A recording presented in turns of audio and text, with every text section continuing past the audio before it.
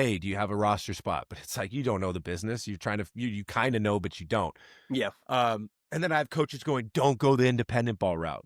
And I look back on that being like, man, what terrible advice. Knowing Oh, how yeah. long I played in independent ball and the opportunities I got and what I became not only now as a player, but now as a coach and the knowledge of what I have for the Yeah. game itself. It's like, wow, what a terrible, terrible take to give somebody who's at their lowest point. Um, how I got into independent ball was no different from anything else. You're trying to figure out your next steps. You're emailing teams. You don't know where to go. So you're trying to Yeah. figure out, well, where is it? Okay, let me research what independent ball is. Okay, there's the Golden League. They were like the Atlantic League, with like Yeah. big leagues of independent ball. You got the Mhm. Can-Am, I didn't really know much about. And then you had the Frontier League and the American Association. So it's like I'm trying to look, okay, hey, looks like the Frontier League might be it. So I made the drive home 4 days in my car, just being like, flat tire in the middle of a nowhere podunk town in Texas.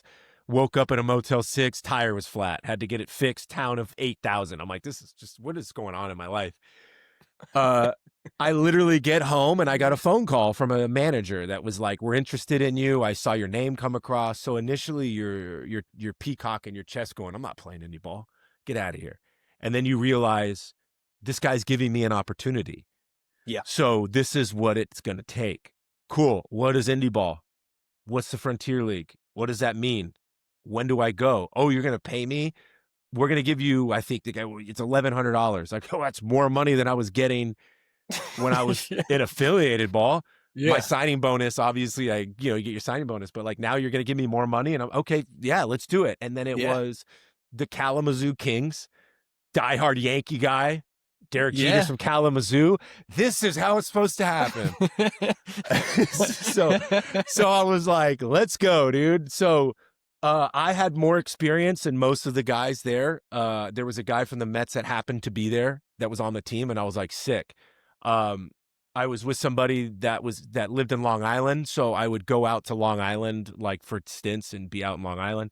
The guy that I played with the Mets was in Long Island, and he played at a Mm. Delphi college locally. So when I would go out there, I went out there and said, let's work out. So he kind of gave me knowledge of how indie ball works, and I would work out with him. And we got over to spring training. It was freezing, which I hadn't experienced. The field was horrible.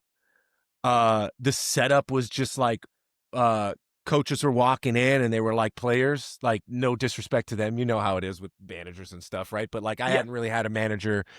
I played in Brooklyn and Savannah. Like I had managers that were experienced, older, brothers of big leaguers, guys who played in the big leagues with the Mets. Like the Mets had a lot Yeah. of experienced coaches, right? Mhm. And no disrespect to what I'm about to say, but it's like this was my first experience of indie ball.